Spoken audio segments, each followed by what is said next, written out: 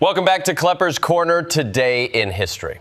June 20th is one of those dates where history walks in wearing 5 different outfits. A war helmet, a powdered wig, a telegraph wire, an SS uniform stolen for survival, and a shark fin. So today, we are looking at what happens when power panics, communication fails, and people discover that the locked door is not always where the story ends. Segment 1, an empire's running on empty. The Battle of the Catalonian Plains in 451 is one of those late Roman stories where the empire technically shows up, but only after checking whether anyone else brought an army. Rome is no longer the sleek machine of marble, roads, and terrifying paperwork. By this point, the Western Empire has lost North Africa, lost money, lost manpower, and is basically trying to defend Gaul with a coalition that looks less like an imperial army and more like a fantasy football draft of former enemies. Flavius Aetius, the so-called last of the Romans, has to team up with Visigothic king Theodoric I to stop Attila the Hun, which is a little like calling the guy who keyed your car because now there is a bear in the garage. The battle stops Attila from carving out a permanent kingdom in Roman Gaul, but the victory comes with a very Roman late-stage catch. Everyone important is weaker afterward.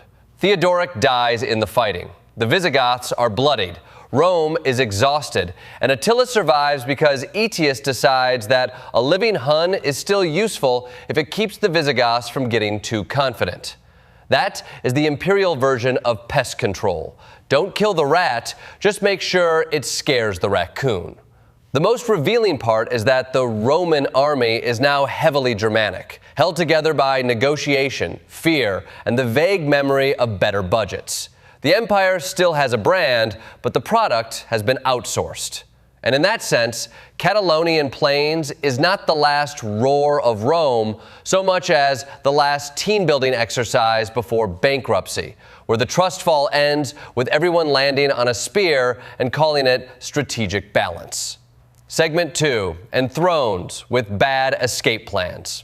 Revolutions often begin with grand ideas, but on June 20th in France, they also involve surprisingly bad room management. In 1789, the Third Estate arrives for its meeting at Versailles, finds the doors locked, assumes King Louis XVI is about to crush their assembly, and relocates to an indoor tennis court. That is how the tennis court oath is born. Not in a palace chamber, not in a battlefield, but in a royal sports facility. Because apparently, democracy needed a gym membership. The deputies swear not to separate until France has a constitution, which is a bold move against absolute monarchy, and also the most consequential group project ever held near a net. 2 years later, Louis XVI provides the sequel, The Flight to Varennes, a royal escape plan so badly designed it should have come with a laugh track. The king, queen, children, and entourage sneak out of Paris in disguises. But instead of traveling light, Louis insists on a giant, slow carriage that screams, "Please ignore the suspiciously comfortable servants." He believes the countryside still loves him, stops too much, misses the timing of his cavalry escorts, and gets recognized by a postmaster comparing his face to money. That is the danger of putting your own profile on currency.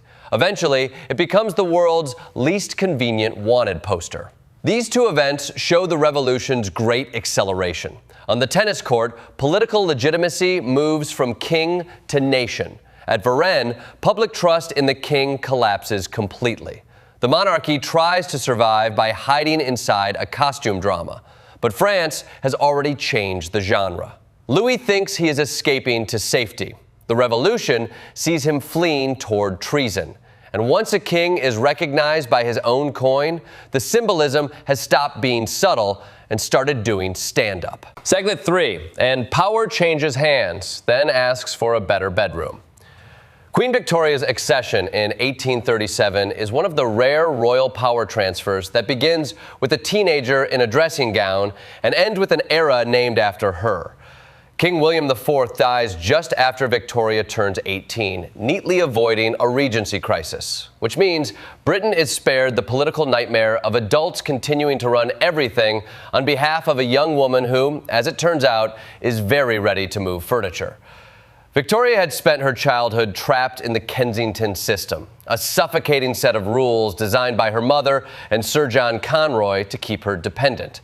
She could not walk downstairs without help, could not sleep alone, and was treated less like a future sovereign than a porcelain doll with tax implications. Then she becomes queen and immediately drops Alexandrina from her official name, moves her bed out of her mother's room, sidelines Conroy, and starts acting like a monarch who has discovered the unsubscribe button. On the same date in 1863, West Virginia enters the Union by performing constitutional yoga.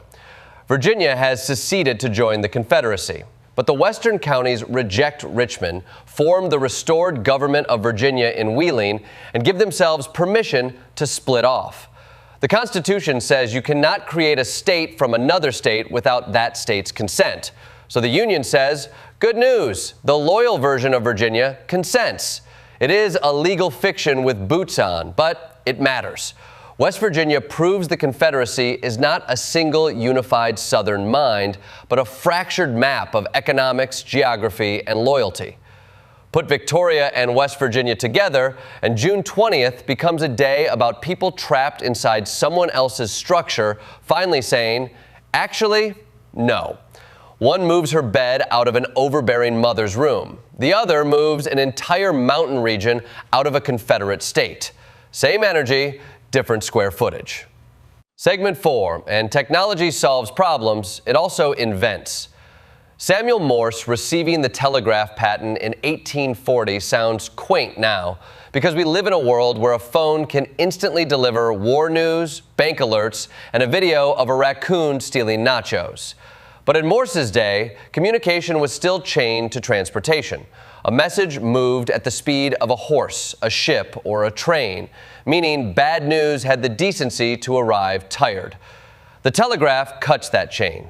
Suddenly, information can move almost instantly across long distances, changing journalism, trade, military command, finance, and the basic human expectation that someone far away should be reachable right now, which was humanity's first big mistake. Morse code is the really sharp part. Dots and dashes turning language into electrical signals. A preview of the digital world hiding inside a 19th century wire. Then jump to 1963, and the Washington-Moscow hotline exists because the Cuban Missile Crisis revealed that nuclear diplomacy was being handled with the speed of a committee translating a breakup letter. One Soviet message took nearly 12 hours to decode and translate, which is not ideal when the subject line is essentially possible end of civilization. So the United States and Soviet Union create a direct written communications link, not a red phone, despite what movies taught us, because apparently even superpowers understood that letting two stressed leaders freestyle verbally during a nuclear crisis might be bad.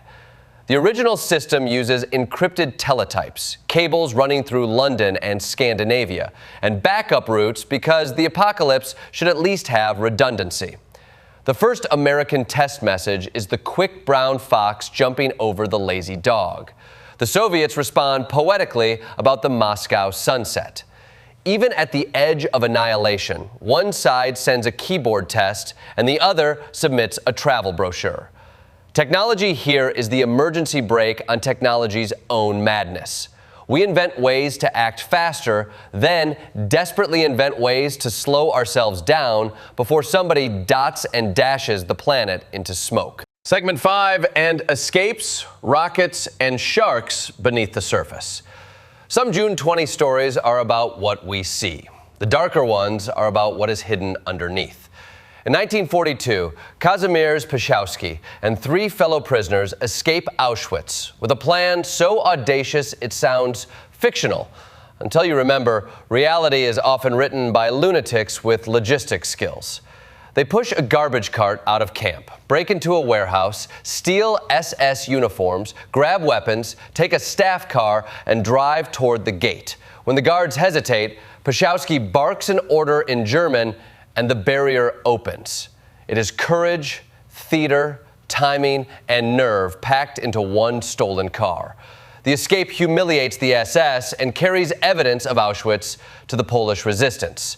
But the moral weight remains immense. 4 men survive by exploiting the costume of the system murdering millions.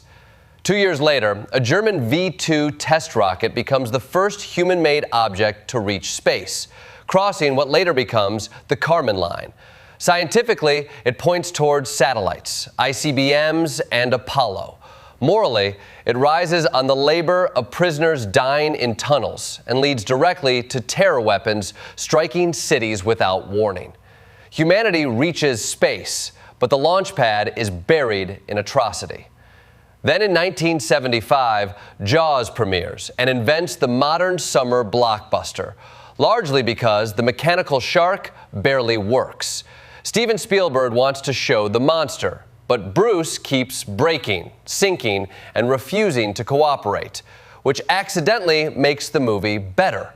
The unseen shark becomes scarier than the visible one, proving that sometimes the monster is most powerful when your budget cannot render it properly.